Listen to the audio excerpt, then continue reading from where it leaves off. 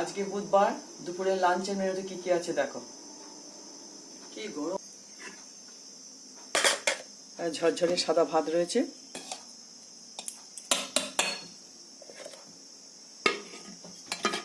তার সঙ্গে রয়েছে পাট শাক ভাজা। এই প্রথম করলাম পাট শাক, আমি কোনোদিন করিনি বাড়িতে, কেউ খায় না আমাদের বাড়িতে। দেখি আজকে করলাম, কেউ যদি খায়। পাট শাক ভাজা, ঢেঁড়স আলু ভাতে,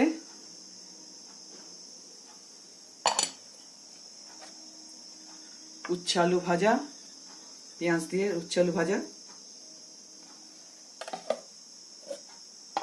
আর হয়েছে ডিমের ঝোল। যে ভাজা খাবে ভাজা, যে ঝোল খাবে গোটা খাবে গোটা, যার যেটা ভালো লাগবে সে সেটা খাবে।